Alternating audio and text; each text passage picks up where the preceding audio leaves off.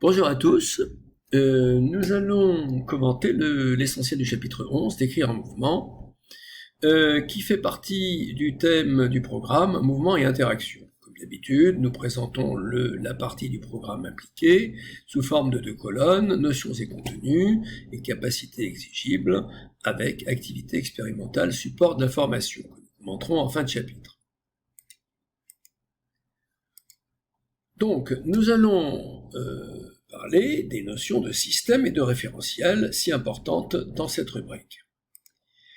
Qu'est-ce qu'un système ? Eh bien, un système, c'est un objet plus ou moins complexe dont on étudie le mouvement. Des exemples de système. Un exemple simple, un ballon de football.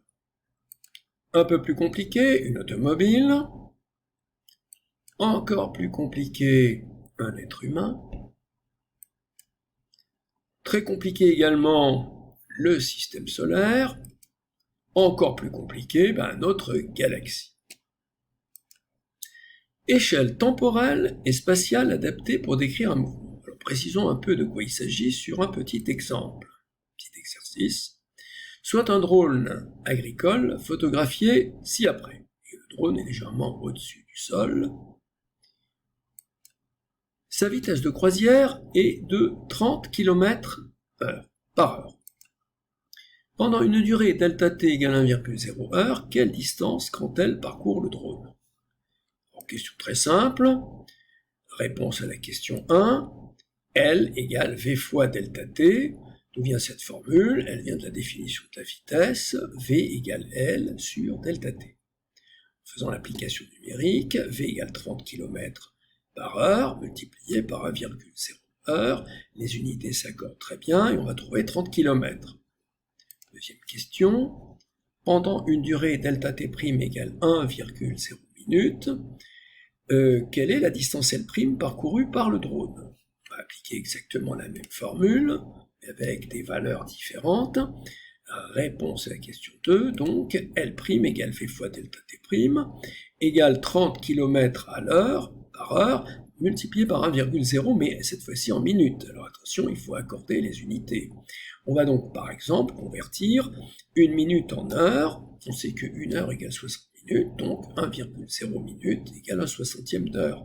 Ce qui fait ici 30 sur 60 égale 0,50 km.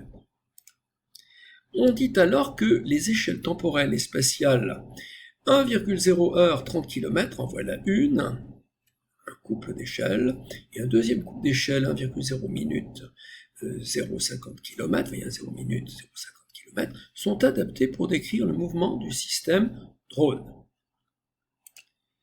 On propose les échelles temporelles et spatiales T1 égale 1,0 secondes et L1 égale 0,50 km. Sont-elles adaptées ? Alors, proposons un élément de réponse. Pour cela, il suffit de calculer le rapport de l'échelle spatiale et de l'échelle temporelle, L1 sur T1, et de le comparer à V égale 30 km/h. Alors évidemment, plus le rapport L1 sur T1 est éloigné de V, et moins ces échelles L1 et T1 seront adaptées pour décrire le mouvement du drone. Alors on va faire le calcul. L1 sur T1 égale 0,50 km sur 1,0 secondes. Alors là, si on garde des unités telles quelles, on va obtenir en km par seconde. Si on veut obtenir la vitesse en km par heure, on va convertir des secondes, une seconde en heure. 1,0 seconde égale 1,0 heure sur 3600, puisque une heure égale 3600 secondes. D'où L1 sur T1 égale 0,50 km divisé par 1,0 heure divisé par soit 3600. Tout calcul fait, on va trouver 1,8 10 puissance 3 km/h, c'est-à-dire grosso modo de l'ordre de 1800 km par heure, ce qui est bien éloigné de la vitesse grand V. Donc autrement dit, eh bien, ces deux échelles ne sont pas adaptées pour décrire le mouvement du drone. Donc L1 sur T1 est grand devant 30 km/h, c'est donc très éloigné de 30 km/h, Et donc, par conséquent, les échelles 1,0 secondes et 0,50 km ne sont pas adaptées. Autrement dit, ce qu'il faut retenir, c'est que pour décrire le mouvement d'un système, les échelles temporelles et spatiales choisies doivent être adaptées au mouvement étudié. Alors maintenant, il faut s'intéresser à ce qu'est un référentiel. Alors ça, nous en avons déjà parlé. Essayons de préciser un peu les choses. Alors tout d'abord, un référentiel, c'est un objet, on appelle objet de référence, et qui est indéformable, par rapport auquel un observateur observe le mouvement d'un système. Alors, prenons un exemple, l'exemple d'un wagon, que l'on peut prendre comme référentiel. Et voilà donc ce wagon, c'est le référentiel, et on y a mis un observateur qui est immobile dans ce référentiel, voici donc l'observateur. L'observateur, ça peut être un homme, ça peut être un animal, ou ça peut être même une caméra. Alors, pour étudier de façon plus complète un mouvement, on associe au référentiel tout d'abord un repère d'espace, x, o, y, attaché au référentiel. C'est-à-dire il est fixé au référentiel, il est immobile par rapport au référentiel. Pour repérer les coordonnées spatiales x, y de la position d'un point grand M du système. Alors, essayons de représenter le système d'axes x, o, y. Voilà, x, o, y attaché au référentiel. Deux axes OX et OY orthogonaux, voilà, l'un horizontal et l'autre vertical. Positionnons donc le point M du système à un instant donné, voilà M, pour mesurer ces coordonnées spatiales, x et y. Pour mesurer x, on va abaisser de M la perpendiculaire sur l'axe x et lire la valeur de x sur l'axe x. Puis, on va abaisser la perpendiculaire issue de M sur l'axe y et lire la valeur de l'ordonnée y. En plus du repère d'espace, il va nous falloir créer un repère de temps. Un repère de temps, c'est constitué de deux choses.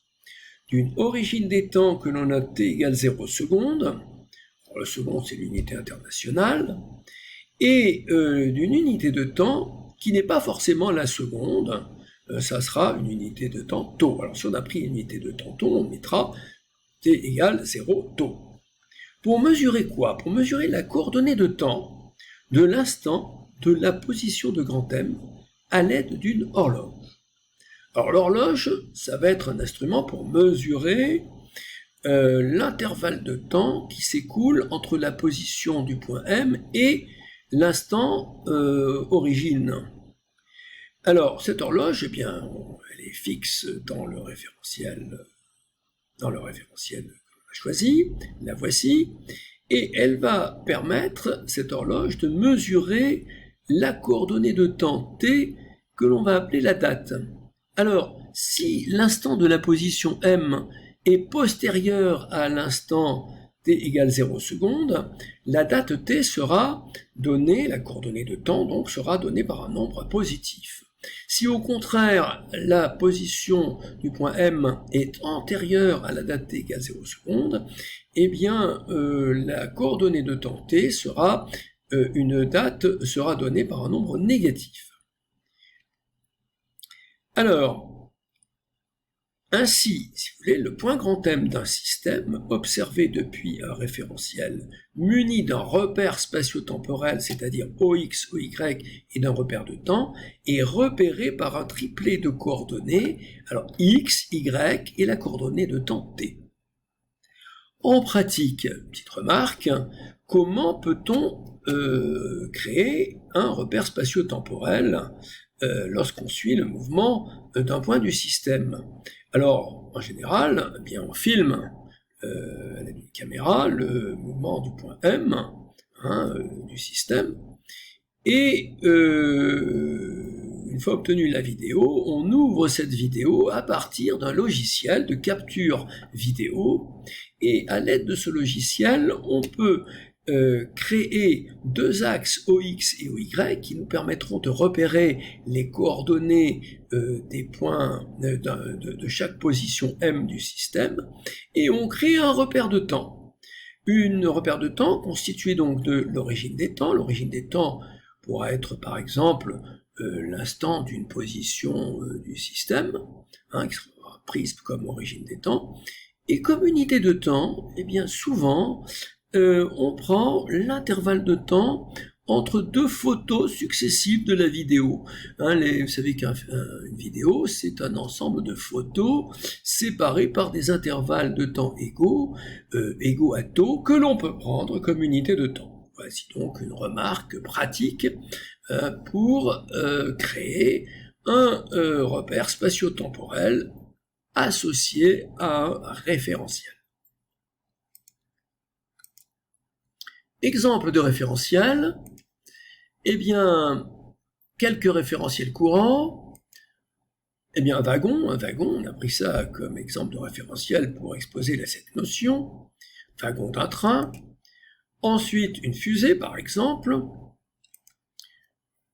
Le quai d'une gare qui est fixé au sol, donc à la terre, et qui fait partie du référentiel terrestre. Et puis, un avion, par exemple. Voilà. Il en existe bien d'autres. Alors, influence du choix du référentiel sur la description du mouvement, relativité du mouvement. Alors, exercice, un petit exercice. Un drone est filmé depuis une caméra fixée au sol. Voici ce drone. Il est en mouvement ascensionnel à vitesse constante. Voilà, vous voyez que la flèche ici qui donne la direction et le sens du mouvement. Un point grand A est marqué sur l'enveloppe du drone. Voici le point grand A qui apparaît. Décrire le mouvement du point A dans le référentiel terrestre. Alors s'il y a une caméra fixée au sol, que va voir la caméra ? Eh bien, réponse à la question 1.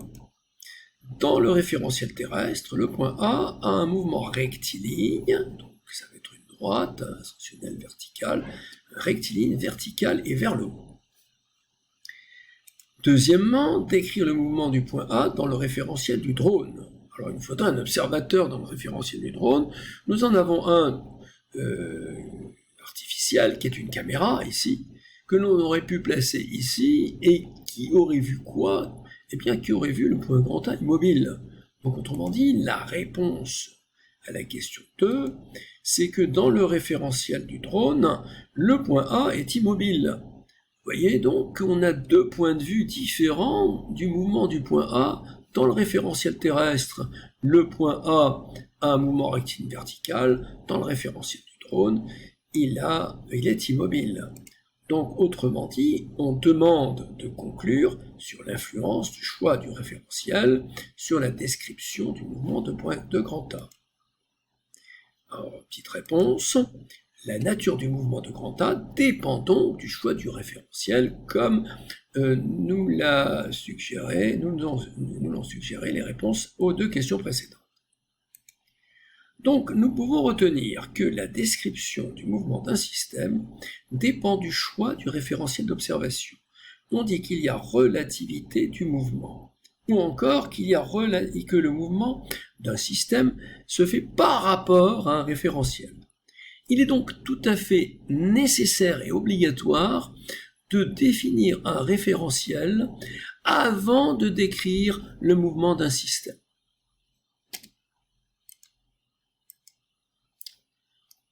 Comment choisir un référentiel pour décrire le mouvement d'un système ? Alors, le choix du référentiel dépend du système étudié en mouvement. On le choisit de façon à ce que le mouvement à décrire soit le plus simple possible. En donnant des exemples. Exemple de mouvement de système, on va partir de mouvements qui ont lieu à la surface de la Terre, une automobile, une balle, un vélo, etc. Qu'est-ce qu'on va choisir comme référentiel pour avoir le mouvement de ces objets les plus simples possibles ? choix du référentiel. Pour ce type de mouvement, eh bien, on va choisir un référentiel que l'on va appeler le référentiel terrestre. Bon, c'est normal, c'est par rapport à la Terre que ces mouvements seront le plus simples à décrire. Donc, voici représenté le référentiel terrestre, c'est-à-dire la Terre, et on a précisé deux axes qui sont liés à la Terre qui permettront de mesurer avec précision les mouvements, de repérer avec précision les mouvements de ces différents objets. Maintenant, si on prend d'autres types de mouvements par exemple de la Lune et des satellites artificiels de la Terre. Alors, c'est évident qu'on peut observer ces mouvements depuis la Terre. Mais sauf que la Terre tourne sur elle-même et que les mouvements de la Lune et des satellites artificiels de la Terre seront bien compliqués. Alors, il est plus simple ici de choisir comme référentiel le référentiel dit géocentrique, c'est-à-dire un référentiel qui est centré sur le centre de la Terre. Voilà, je l'ai dessiné, enfin je l'ai représenté ici. Voici donc la Terre avec ses deux axes qui lui sont liés, et puis le centre de la Terre. Depuis le centre de la Terre, on va tracer trois axes qui pointent vers trois étoiles très lointaines. Au cours du temps, les directions de ces trois axes ne varient pas, ou varient très peu, ce qui fait que ces trois tiges qui pointent vers trois étoiles très éloignées constituent un objet indéformable, c'est-à-dire un référentiel. Et ce référentiel, centré sur le centre de la Terre, c'est ça, le référentiel géocentrique.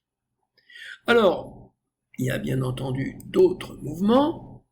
Par exemple, eh bien, le mouvement des comètes autour du Soleil. Par exemple. Des planètes ou des comètes autour du Soleil. On prendra dans ce cas-là comme comme référentiel, le référentiel héliocentrique, c'est-à-dire un référentiel qui est centré sur le centre du Soleil et qui est constitué de trois axes pointant vers les mêmes étoiles que le référentiel géocentrique et qui constitue un objet indéformable, c'est-à-dire c'est un bon référentiel. Alors, comment maintenant bougent les référentiels, les trois référentiels l'un par rapport à l'autre? Nous avons représenté ici la trajectoire du centre de la Terre dans le référentiel héliocentrique et nous avons donc enregistré trois positions, enfin un certain nombre de positions successives du référentiel terrestre et du référentiel héliocentrique. Que constatons-nous? Nous constatons que lorsqu'on passe d'une position à l'autre, eh bien la Terre a tourné dans le référentiel géocentrique. Donc vous voyez que le référentiel géocentrique se déplace par rapport au référentiel héliocentrique et que la Terre également se déplace en tournant dans le référentiel géocentrique. Description du mouvement d'un système par celui d'un point. Alors, un exercice. On a filmé le mouvement d'un oiseau dans le ciel dont on a repéré 4 positions successives. Voici donc le ciel et 4 positions successives de l'oiseau qui apparaissent progressivement sur le fond du ciel. On a marqué le bec d'une croix rouge et un point de l'aile d'un rond blanc. Alors on va le faire. Une croix rouge sur le bec et un rond blanc sur un point de l'aile. Et nous voyons que, alors maintenant, on observe alors les positions successives de ces deux points. Et voilà donc ici les positions successives de ces deux points qui apparaissent petit à petit. Le bec et le point de l'aile choisis ont-ils le même mouvement? Alors, réponse, on voit très bien que non, car la croix rouge et le point blanc suivent des chemins différents. La croix rouge suit à peu près un chemin rectiligne, le point blanc pas du tout, c'est une courbe. On veut décrire le mouvement du système oiseau par celui de son bec. Quel est l'inconvénient de cette modélisation? Alors, réponse à la question 2, cette modélisation ne donne aucune information sur les mouvements des autres points de l'oiseau. Si on veut décrire le mouvement juste du point rouge, eh bien on ne sait pas ce qui se passe sur les autres parties de l'oiseau. Il y a donc une perte d'information, et c'est ça qui est important. La modélisation du mouvement du système oiseau par un point constitue une perte d'information sur le mouvement du système. Donc, si l'on modélise la description du mouvement d'un système par celui d'un point de ce système, on perd alors des informations sur son mouvement. Au lycée, par souci de simplification, on décrira le mouvement d'un système par celui d'un point et dont le mouvement est le plus simple possible. On a pris le bec, là c'était le point qu'il fallait choisir pour que ça soit simple. Mais ce n'est pas complet pour décrire le mouvement du système. Position et trajectoire d'un système modélisé par un point. Alors, dans un référentiel donné, la trajectoire d'un système modélisé par un point est l'ensemble des positions successives de ce point au cours du temps. Alors, ce qu'il faut savoir, et ce que l'on a déjà vu, c'est que la trajectoire d'un point dépend du référentiel d'observation. Nous l'avons déjà vu sur l'exemple du drone. Le point grand A ici est en mouvement lorsque on l'observe depuis le référentiel terrestre, alors qu'il est immobile lorsqu'on l'observe depuis le référentiel du drone. Voilà donc pourquoi la trajectoire dépend du référentiel d'observation. La trajectoire se réduit à un point si l'on observe A depuis le drone. Et c'est une droite verticale si on l'observe depuis le référentiel terrestre. Caractériser différentes trajectoires. Un mouvement d'une automobile, voici une automobile, différentes positions donc successives d'une automobile. On peut décrire la trajectoire d'une automobile en la modélisant par un point. Un point, voilà le point blanc, et voilà les différentes positions successives du point qui modélise le mouvement du système.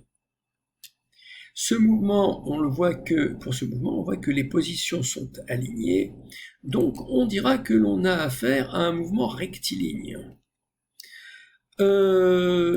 Deuxième exemple, mouvement d'une nacelle. En nacelle de quoi? Nacelle d'une roue de fête foraine. Vous voyez qu'on a ici dessiné les positions successives d'une nacelle au cours de son mouvement sur une roue de fête foraine. On voit que les différents points d'attache de la nacelle, qui peuvent constituer une modélisation de la nacelle, eh bien, sont répartis sur un cercle. On dit alors que le mouvement est circulaire. Au dernier exemple, mouvement d'un ballon de basket. Alors, on représente le lancement d'un ballon de basket vers un panier et les différentes positions successives de ce ballon de basket. Ce ballon de basket, on peut le modéliser par un point. Voici un point qui modélise le ballon et les différentes positions successives de ce point qui modélise donc le ballon. On voit que ces points sont répartis sur une trajectoire qui n'est pas rectiligne et qui n'est pas circulaire. On dit de façon générale que le mouvement est curviligne. Que devons-nous donc retenir? C'est que dans un référentiel donné, le mouvement d'un système réduit à un point est rectiligne. Si sa trajectoire est une portion de droite, comme dans le cas d'une automobile, est circulaire si sa trajectoire est une portion de cercle, comme dans le cas de la nacelle de fête foraine, et est curviligne si le mouvement n'est pas rectiligne.